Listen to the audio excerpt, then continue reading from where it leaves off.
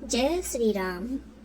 आज हम आपको विजयदशमी यानी दशहरा की कथा सुनाने जा रहे हैं।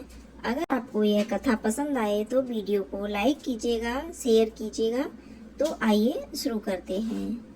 यह पर्व अश्विन शुक्ल पक्ष की दशमी को मनाया जाता है। भगवान राम ने इसी दिन लंका पर चढ़ाई करके विजय प्राप्त की थी। ज्योति निबंध में लिखा है कि आश्विन शुक्ला दशमी को तारा उदय होने के समय विजय नाम काल होता है। मुख्य रूप से यह क्षत्रियों का त्योहार है। दशमी के दिन रामचंद्र जी की सवारी निकलती है और रावण वध की लीला का प्रदर्शन होता है।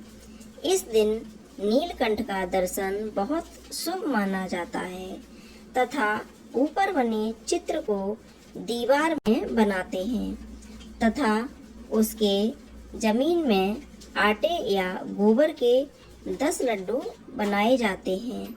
आटे से मारते हैं। दशहरे के ऊपर जल, रोली, चावल, मूली, गुड़, दक्षिणा, फूल और जौ के ज्वारे चढ़ाए जाते हैं। एक सेर चावल, मूली चढ़ाएं। दशहरे के ऊपर जो हांडी रखी होती है उसमें से फल, रोली, चावल से पूजा करें। थोड़ी देर बाद हांडी के ऊपर से रुपया उठाकर अलमारी में संभाल कर रख दें। सतिया बनाकर उस पर जल, फूल, रोली, चावल चढ़ाएं। सब परिवार के सदस्यों का नाम लें तथा वर्ष भर उल्लास भरे दिन तथा पूजा करें। एक बार पार्वती जी ने पूछा कि लोगों में जो दशहरे का त्योहार प्रचलित है इसका क्या फल है। शिवजी ने बताया कि आश्विन शुक्ल दशमी को सायंकाल में तारा उदय होने के समय विजय नामक काल होता है जो सब इच्छाओं को पूर्ण करने वाला होता है। शत्रु पर विजय प्राप्त करने वाले राजा को इसी समय प्रस्थान करना चाहिए। इस दिन यदि श्रवण नक्षत्र का योग हो तो और भी शुभ है। मर्यादा पुरुषोत्तम भगवान रामचंद्र ने इसी विजय काल में लंका पर चढ़ाई की थी, इसलिए यह दिन बहुत पवित्र माना गया है और क्षत्रिय लोग इसे अपना प्रमुख त्योहार मानते हैं। शत्रु से युद्ध करने का प्रसंग न होने पर भी इस काल में राजाओं को अपनी सीमा का उल्लंघन अवश्य करना चाहिए। अपने तमाम दल बल को सुसज्जित करके पूर्व दिशा में जाकर समी वृक्ष का पूजन करना चाहिए। पूजन करने वाला समी के सामने खड़ा होकर कहे, हे समी, तू सब पापों को नष्ट करने वाला है और शत्रुओं को भी पराजय देने वाला है। तूने अर्जुन का धनुष धारण किया और रामचंद्र जी से प्रिय वाणी कही। पार्वती जी बोली, समी वृक्ष ने अर्जुन का धनुष कब और किस कारण धारण किया था तथा रामचंद्र जी से कब और कैसे प्रिय वाणी कही थी, सो कृपा करके समझाइए।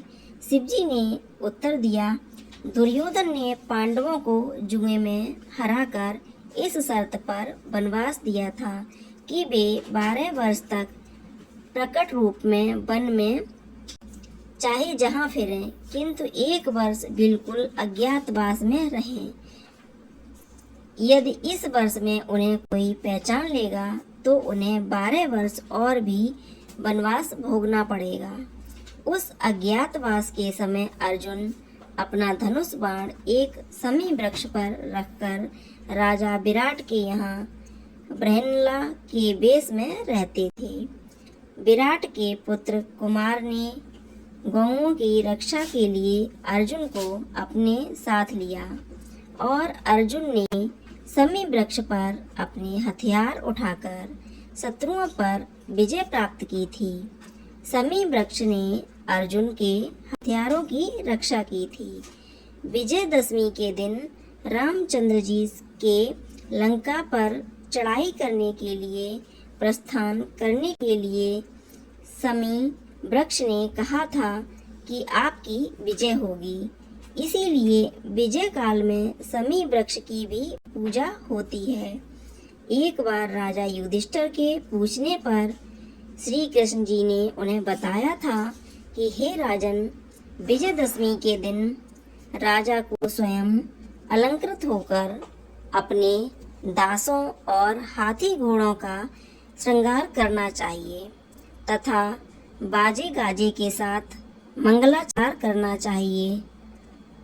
उसे उस दिन अपने पुरोहित को साथ लेकर पूर्व दिशा में प्रस्थान करके अपनी सीमा के बाहर जाना चाहिए और वहां वास्तु पूजा करके अष्ट दिक्पालों तथा पार्थ देवता की वैदिक मंत्रों से पूजा करनी चाहिए। शत्रु की मूर्ति अथवा पुतला बनाकर उसकी छाती पर बाण लगाएं और पुरोहित वेद मंत्रों का उच्चारण करें। ब्राह्मण की पूजा करके हाथी घोड़ा अस्त्र शस्त्रादि का निरीक्षण करना चाहिए।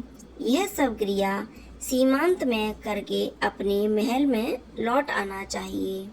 जो राजा इस विधि से विजय करता है वह सदा अपने शत्रु पर विजय प्राप्त करता है।